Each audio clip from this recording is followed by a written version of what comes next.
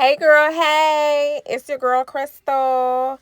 And yes, honey, I be out in these Miami streets looking like this. But I'm still a baddie. Don't forget. Yes, honey, bet that thing up, girl. Yes, girl. Throw some money on me. Yes. Yes, you still that girl, okay? But you don't look right, okay? So you can cut it down, you can pipe down, all right? You see, you be doing too much. That's why you ain't got no man now. Looking like somebody baby daddy who done took the car and brought it back with no gas in there. Child, please. Now, come and get the people what they came here for, all right? Now, we got to take out the rest of these braids. If you've been tuning into MOISTOBER, you know that I took my sewing out. I washed my hair with the braids still in there. And then I waited another day, and it's time for me to take out all these little braids. I don't do the whole braid straight back. I do single plaits, and my plaits is so fuzzy you can't even see the braid pattern. You see that? Now the ends is so dry. I have no elasticity in my hair. It does not even bounce back. Now that's why you can't just bring a comb to this, because you need to introduce back that moisture and that elasticity. So grab your spray bottle, put about 2 ounces of water in there, 3 ounces of water. If you don't know what ounces is, it's like a little shot, shot of Hennessy. So 3 shots of Hennessy, but water inside your spray bottle. Add your magic elixir. You're going to put about 15 to 25 drops in about 2 to 3 ounces of water. Now, this is important because as you can see, that water clear first. But then when you drop these drops in there, you're going to condition the water and turn it into like a softener, so you could soften up your hair strands. You see that? Look at that, looking like conditioner. Softened water, honey. This is what you're going to use to spray on your hair to get it hydrated and moisturized. Then you're going to grab your Detangler, which is the magic growth sauce. It's in liquid form right now. If you want it in the lotion-like form, just put it in the refrigerator for like a couple of hours and it'll turn solid. But I like it in liquid sometimes. So I'm going to spray down my hair and get it saturated. Get this thing wet. Wet it from the root to the ends. Grab your little towel and really saturate your hair. Your hair is dry. It needs some water. You cannot begin to start taking down the braids. Back in the days, I used to do that ghetto mess. I used to just start taking my braids down dry. And mind you, I was bald headed for years. And it just ain't never clicked to me to grab some water. But you live and you learn. So I'm going to saturate this. Make sure you get the roots where the buildup is and really get the ends, because the ends are important. You have to make sure those ends are really wet, dripping wet. Then you're going to grab your detangler once you feel like your hair is very hydrated, and you're going to just put some detangler on the ends, all over the hair strands, on the root, and just get it all over the hair strand. This is going to add so much slip so you can finger detangle and you don't have to work on dry hair. You need that elasticity back. Remember, our hair is coils and you need that spring action to happen so you don't break your hair. Okay, so once it's good, you're going to try to get a pointed teeth comb or whatever. Girl, is this a paintbrush? Is this a color brush you using? You is so ghetto. You might as well grab a fork. Like, what is you doing? This is a video for the public. Anyways, use the pointed end of whatever you can find. Obviously, that's what I'm doing. And just start at the very bottom. Okay, now you got to be very careful. The ends are like the grandparents, and you need to just really take your time with this. You cannot think that, oh, it's okay, it's a knot, let me just rip it through. No, that's a whole inch you might rip through. You do not know how long that end really is, because our ends bunch up and shrink. So you may be thinking, oh, I'm just gonna yank you through, and you lose 2 inches. And that's how you can not grow your hair to waist length, because you're not retaining, because you're popping your ends. So once I feel like I get to a part where I can start using my fingers to unravel, that's when I do that. and I just go through it, unraveling the pattern, okay? Braids are a pattern, and you just unravel the pattern.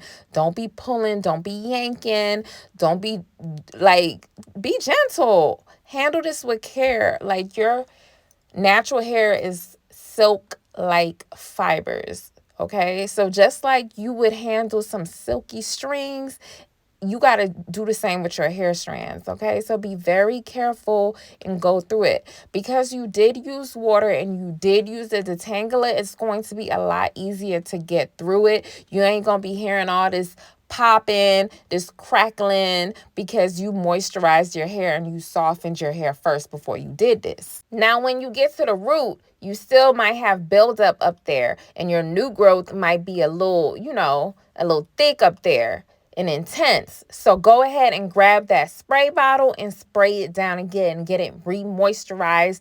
Bring it down to the ends, moisturize your ends. Grab your detangler again, put it at the root where that buildup is, and then you can start to pull apart. I'm moving a little fast because I'm a professional, okay?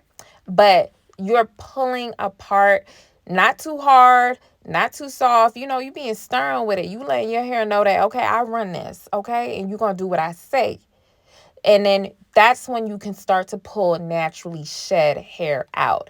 These are the shed hairs that naturally just, grew out, fell out from your scalp, and it needs to travel down the length of your hair. So your finger detangling and you're pulling that shed hair down from your hair.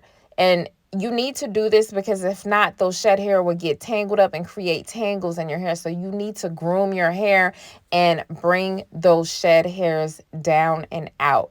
And all you're doing is de-webbing, separating, pulling apart, and finding those shed hairs, finding those knots, and de-webbing any clumps. That's what you are doing. And you're doing it with your finger. When you use your fingers, you can feel it. And trust me, back in the days, I ain't know nothing about this. I'm talking about I went decades not even knowing how to do this at all.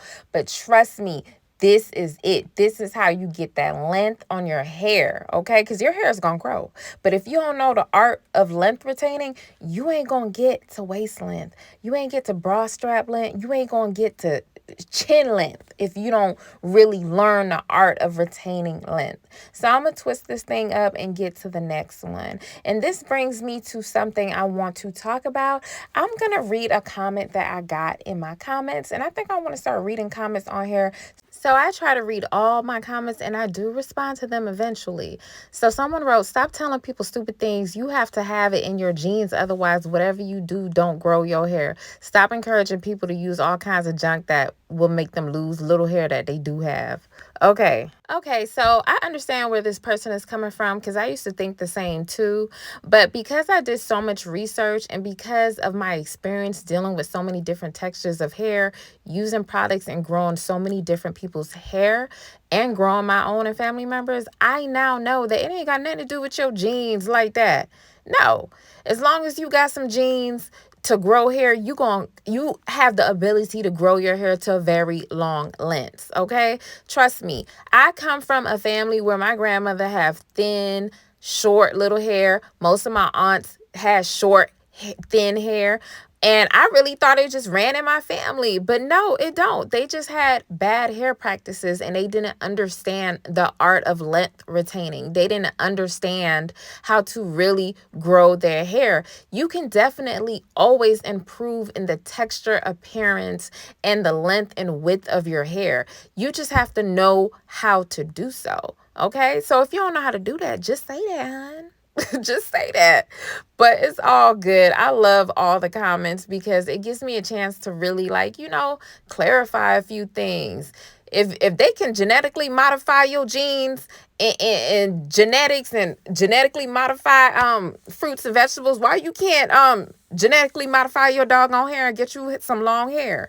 Genetics plays a role in my curl pattern and maybe my hair density, but both of those can be manipulated and enhanced, believe it or not. Okay, you can definitely create the illusion of a thicker density hair, and you can improve on the volume of your hair to make your hair appear fuller. And as far as length, you mean to tell me I got a gene that stopped my hair at 2 inches? Absolutely not. I mean, you probably could have told me that 10 years ago when I was, ignorant to this type of knowledge. But now that I'm full blown delusional, oh girl, I'm Lulu Debbie. And if you want to be delusional with me, stick with this channel. But anyways, as you can see, I am raking through my hair and I am making sure to get all that shed hair. Now, let me demonstrate something. If you grab a comb and you try to go through your natural hair, do you see where that comb stops? Now, why would you want to fight with your hair? Your hair is literally saying, hold up, back up, this ain't gonna work. But you still want to try. Listen, you gonna break your hair using a comb. Look, if I did it at the end, pay attention. I could have ripped that whole end out. That can be 3 inches. You see how you can break combs and really just tear all your hair out? Stop using combs. And this can definitely happen with a wide tooth comb too. That's why it's just best to use your fingers. Okay. Now, even if you think you can saturate your hair and put the best detangler like mine from Cocaknotz.com on your hair, it still won't matter. The comb will still get stuck because the comb is just not meant for our textures. The comb is a tool made for Asian and Caucasian hair textures. Not you, honey. Not with your hair texture and your roots. It ain't made for you. Your fingers is what you need to use as your tool to detangle your hair, okay? So let me go ahead and use my fingers, and as you can see, I can feel the knots. So I can slow down and stop and really separate my hair and not yank and pull my hair. You see that? Now I see it and I can unravel that knot gently and not tear those inches out. That's how you retain length, honey. So I hope you really enjoyed this video. I love making these videos for you guys because I wanted long hair my whole entire life. And I know there are so many people out there who just want their own long hair because you can't wear a weave all the time. You can't wear a wig all the time. Sometimes you just need your own hair. It be hot out here. And sometimes you just want to represent your natural beauty because long hair is your destiny and big hair is your birthright. Make sure you guys are subscribed and comment and like this video.